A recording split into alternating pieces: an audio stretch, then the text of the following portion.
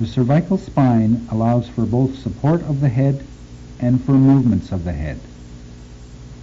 With evidence of injury above the clavicles or in any comatose patient, the examiner must rule out a cervical spine injury before moving the patient. In the older population, degenerative cervical disc disease and degenerative arthritis of the cervical spine prompt many patients to seek medical attention.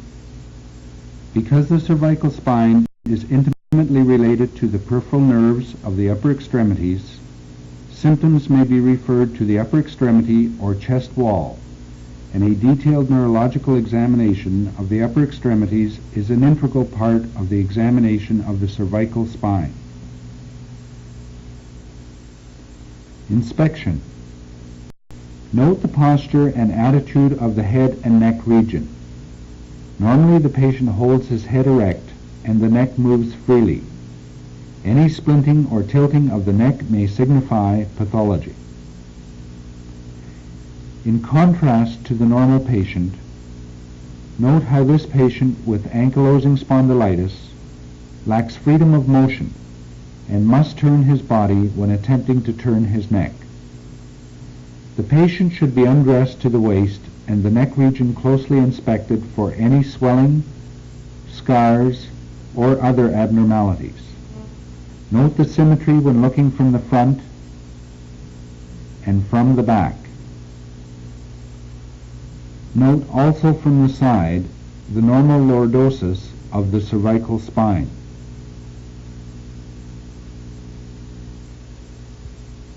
Palpation. Cartilaginous and bony landmarks. With the patient lying supine, the neck muscles are relaxed, and the cartilaginous and bony landmarks anteriorly can be more easily identified. Thyroid cartilage. The superior aspect of the thyroid cartilage is usually visible and is commonly referred to as the Adam's apple. The superior margin of the thyroid cartilage lies anterior to C4 and the inferior margin at the level of C5. Hyoid bone. Superior to the thyroid cartilage, localize the hyoid bone between the thumb and the index finger. Note the mobility of the hyoid bone and also the thyroid cartilage when the patient swallows. The hyoid bone lies at the level of C3. First cricoid ring. The first cricoid ring of the trachea can be located immediately inferior to the thyroid cartilage and lies anterior to the body of C6. The ability to identify these anterior landmarks is extremely important in performing tracheostomies or cricothyroidotomies. Spinous processes. In the midline posteriorly, palpate the spinous processes from C2 to T1. Note any tenderness to palpation or any shift of a spinous process away from the midline. Inion. Superiorly in the midline of the occiput, localize the prominence or inion, commonly referred to as the bump of knowledge. Palpation. Soft tissues. Sternocleidomastoid muscle. This muscle is easily identified by asking the patient to turn the head to the opposite side against the resistance of the examiner's hand. The sternocleidomastoid muscle stands out near its attachment at the sternoclavicular joint region and can be followed upwards to its attachment into the mastoid process behind the ear. Examine each muscle in turn, noting any localized swelling or areas of tenderness. Lymph nodes.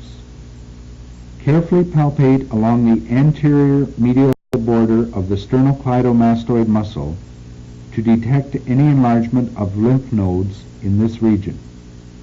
Also palpate the region of the supraclavicular fossa bilaterally, noting any swelling or enlargement of lymph nodes in that region which under normal circumstances are not palpable. Carotid artery. Anterior to the mid-portion of the sternocleidomastoid muscle, localize the carotid artery. Palpate each pulse separately, noting the volume.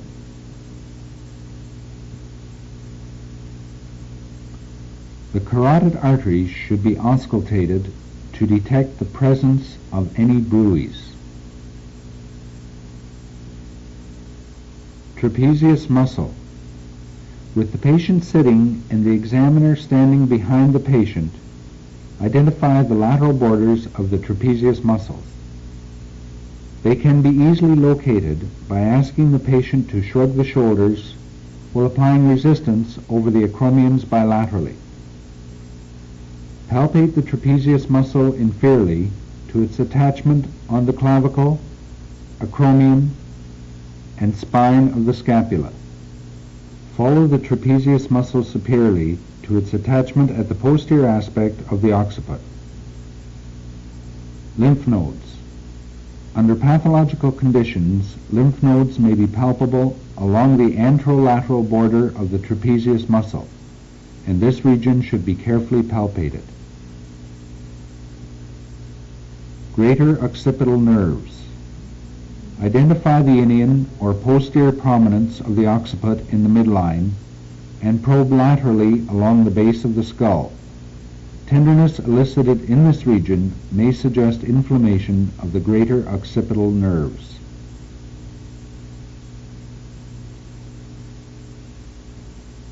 Range of motion. Active.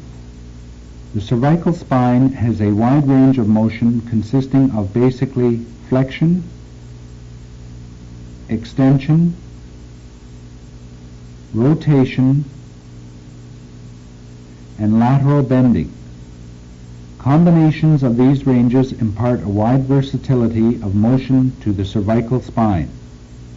The majority of flexion extension takes place at the occiput C1 level, and the majority of rotation takes place around the odontoid at the C1-2 or atlas axis level. This can easily be recalled by remembering that saying yes is a higher function than saying no. Flexion. The patient is instructed to bend his head forward and should be able to touch the chin to the anterior chest wall. Extension. The patient is instructed to bend his neck backwards, as in looking up at the ceiling. Normally the patient should be able to look straight up at the ceiling, and thus the face is essentially parallel to the floor. Flexion and extension are best observed from the side, and as well as the range of motion, the smoothness or rhythm of motion should be noted by the examiner. Rotation. Instruct the patient to turn the head to the side, and under normal circumstances, the chin should almost be in line with the shoulder. Test rotation to one side from the neutral position, then to the other side. Lateral bending. While observing from the front, instruct the patient to tilt the head to the side and attempt to touch the ear to the shoulder. Observe the range of tilt from the midline and do not be fooled by a shoulder shrug that the patient will frequently do in order to approximate the shoulder to the ear.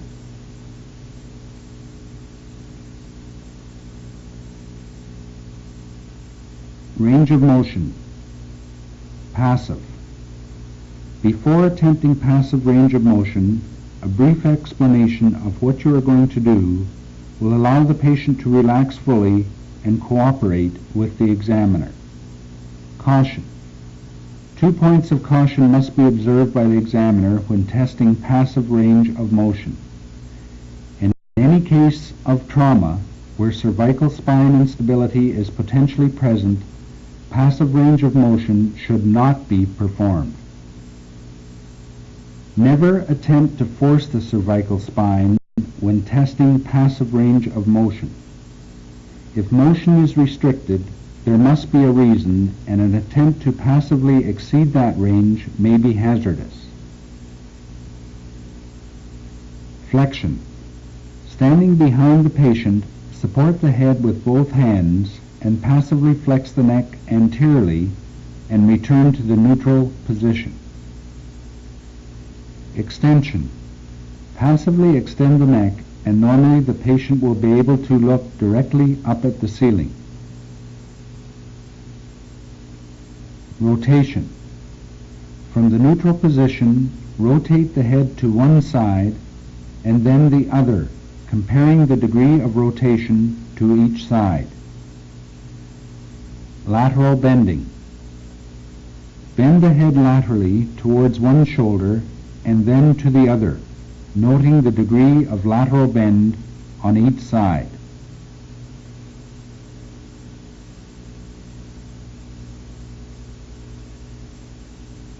Neurological examination. The neurological examination related to the cervical spine and the upper extremities includes a detailed sensory, motor, and reflex examination. Patient relaxation and cooperation is mandatory, and a careful explanation of what is happening will greatly assist in this regard. Sensory examination. The following points must be noted on sensory examination. During sensory examination, the examiner should explain to the patient precisely what is going to take place, and the patient should have the eyes closed. Each sensory dermatome must be individually examined and compared to the corresponding dermatome on the opposite side. The examiner must test the following sensory modalities: pinprick, blunt or dull touch, light touch, temperature, warm and cold, two-point discrimination, which is especially important in the hand region, proprioception,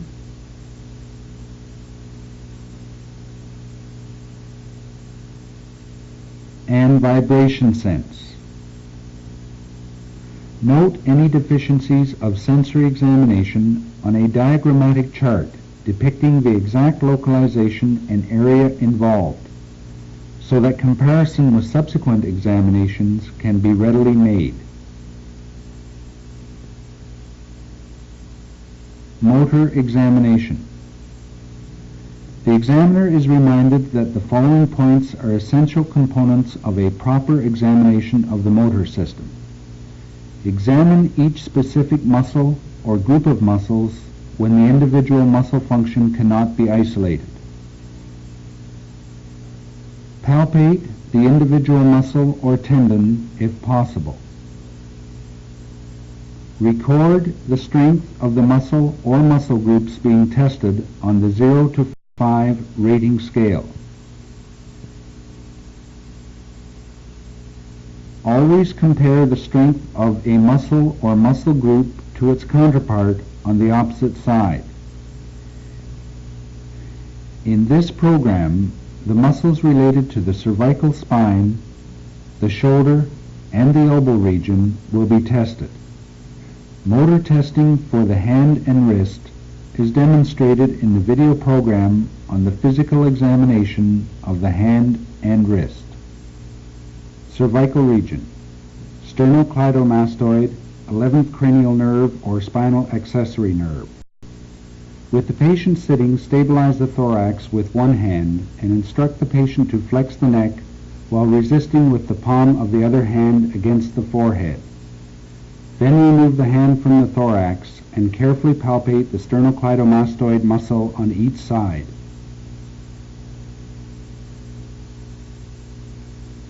The sternocleidomastoid can be tested individually by instructing the patient to turn the head to one side against the resistance of the examiner's hand. Stabilize the opposite shoulder to prevent trunk rotation. The opposite sternocleidomastoid is seen to stand out and can be palpated by the examiner.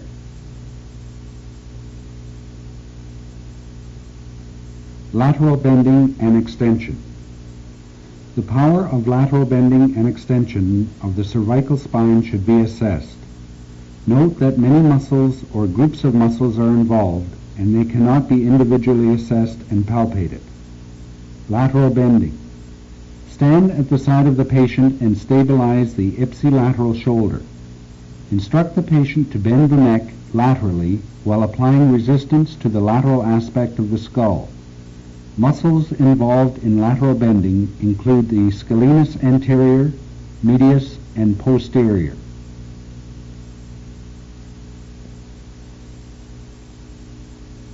Extension. Stand behind the patient and stabilize the posterior upper thorax. With the other hand over the occipital region of the skull, resist the patient's attempt to extend the cervical spine. The trapezius muscle as well as the posterior paravertebral muscles, including the splenius, the semispinalis, cervicus, and capitis, are functioning during the act of extension. Shoulder region. Scapular elevation. Trapezius, 11th cranial nerve or spinal accessory nerve. Stand behind the patient and place each hand laterally over each acromion. Instruct the patient to shrug the shoulders up towards the ears while applying downward pressure on the acromions. Since the shoulder shrug maneuver involves several muscle groups, a discrepancy in strength between the two sides may denote weakness of the levator scapulae, C3, 4, rhomboid major and minor, C5, as well as the trapezius muscle. Scapular retraction, rhomboid major, rhomboid minor, C5, dorsal scapular nerve. Stand in front of the patient and grasp each shoulder region with the thumbs anteriorly and the fingers posteriorly. Instruct the patient to force the shoulders backwards, as in assuming the position of attention, and attempt with your fingers to rotate the shoulders anteriorly and medially. This maneuver tests the retractors of the scapula, namely the rhomboids major and minor supplied by C5. Serratus anterior, C5, 6, 7, long thoracic nerve. To test the serratus anterior, instruct the patient to push against the wall with the arms in an extended position.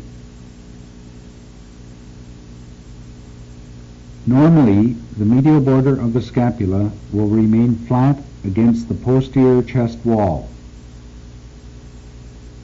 But if the medial border protrudes away from the chest wall, this denotes weakness of the serratus anterior and is called winging of the scapula.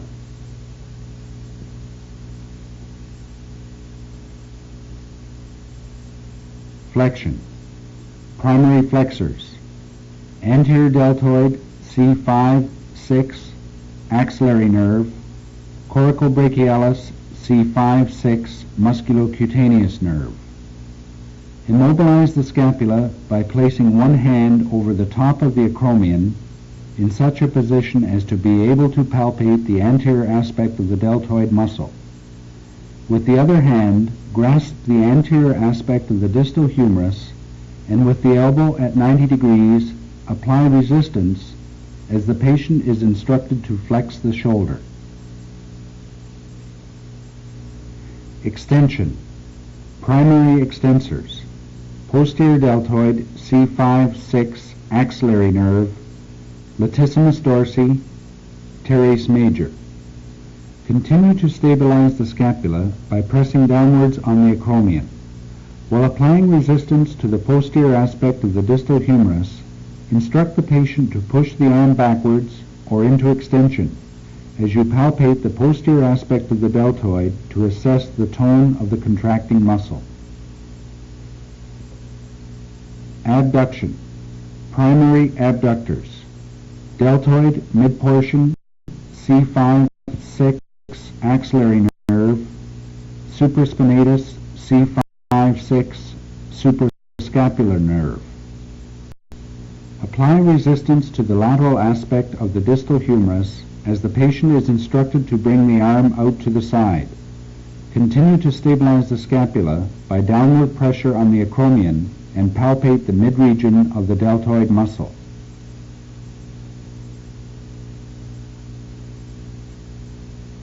Adduction. Primary adductors. Pectoralis major C5 to T1, latissimus dorsi C6 to C8. Apply resistance to the medial aspect of the elbow region as the patient attempts to force the arm into the side of the body.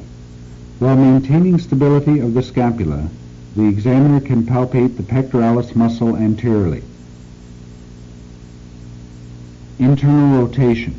Primary internal rotator, subscapularis muscle, C5-6 subscapular nerves. With one hand, stabilize the elbow at the patient's side and with the elbow flexed to 90 degrees and the forearm in mid-pronation supination, apply resistance to the distal volar forearm as the patient attempts to bring the forearm across the front of the abdomen. External rotation. Primary external rotators. Infraspinatus C5-6 suprascapular nerve, teres minor C5 axillary nerve. Maintaining the patient's arm in the same neutral position, apply resistance to the dorsal aspect of the distal forearm as the patient attempts to turn the forearm away from the body. The power of all of the muscles or groups of muscles should be recorded, and comparison with the contralateral shoulder is imperative.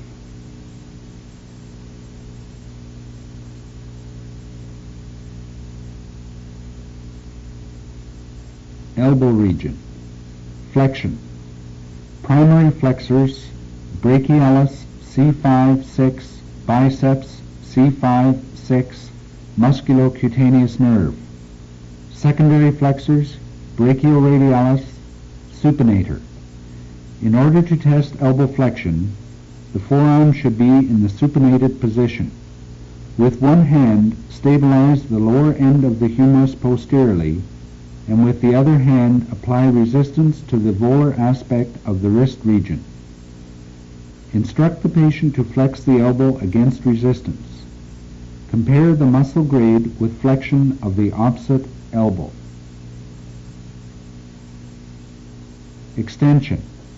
Primary extensor, triceps, C6 to C8, radial nerve.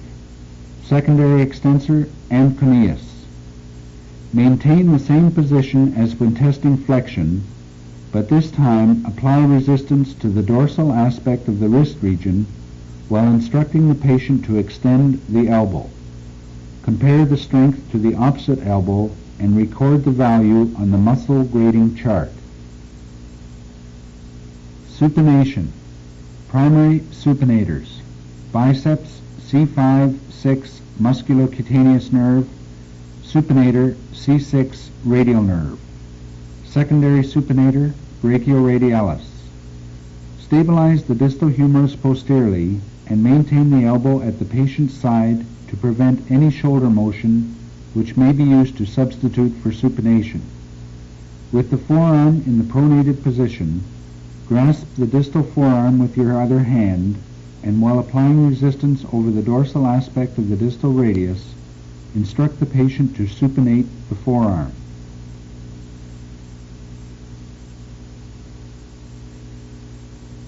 Pronation. Primary pronators.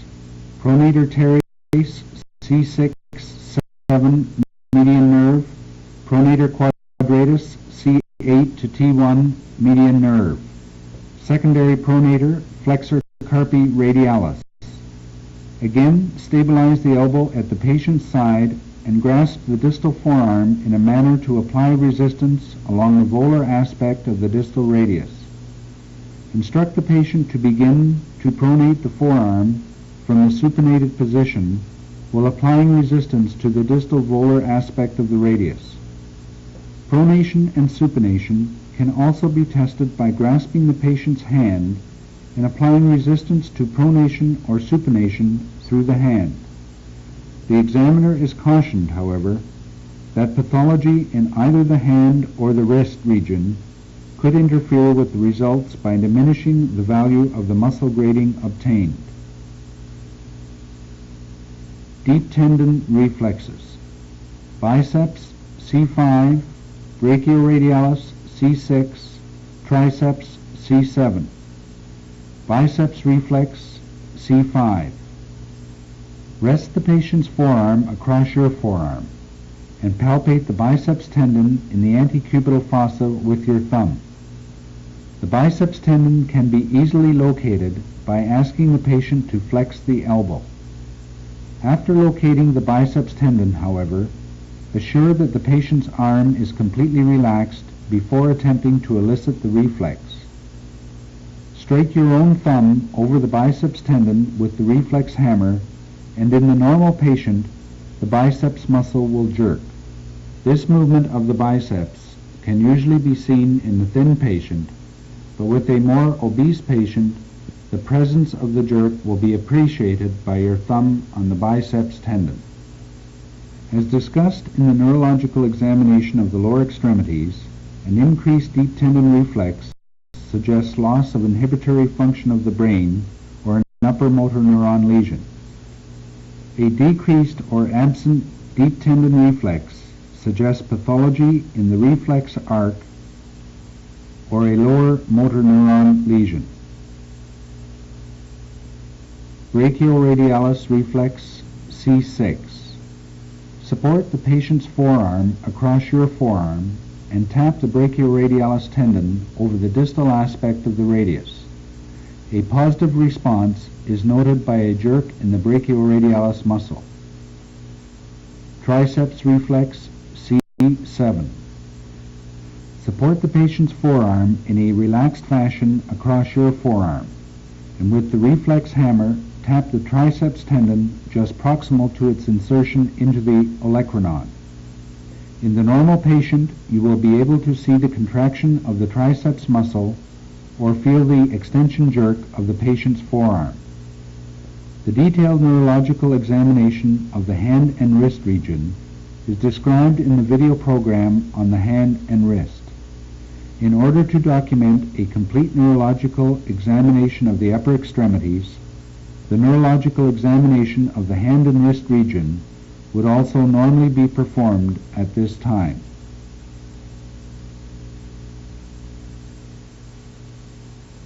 Special tests related to the cervical spine.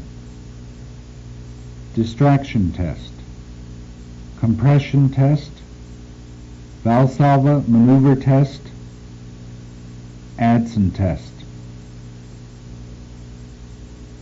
Distraction test. Cervical traction is a common therapeutic modality used in patients with cervical pain and radicular symptoms. The physician can assess a patient's response to this form of treatment by performing the cervical distraction test.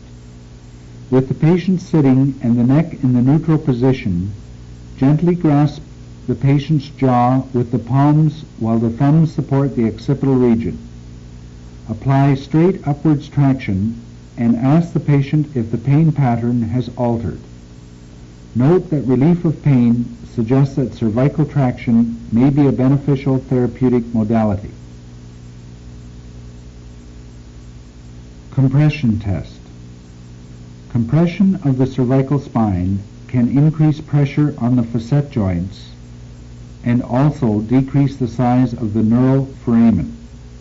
Hence, cervical compression can aggravate symptoms arising from these areas.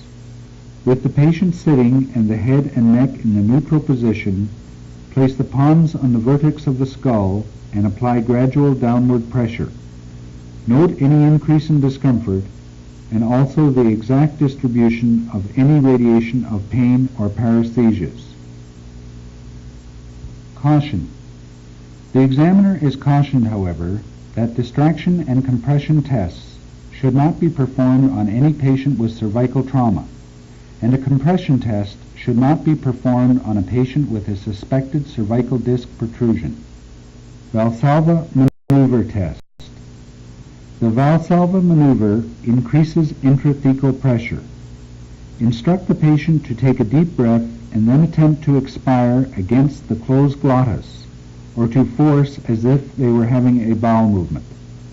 Production of pain in the cervical region or radiation of pain into the upper extremities suggests the possibility of a space-occupying lesion, such as a disc herniation or tumor in the cervical canal.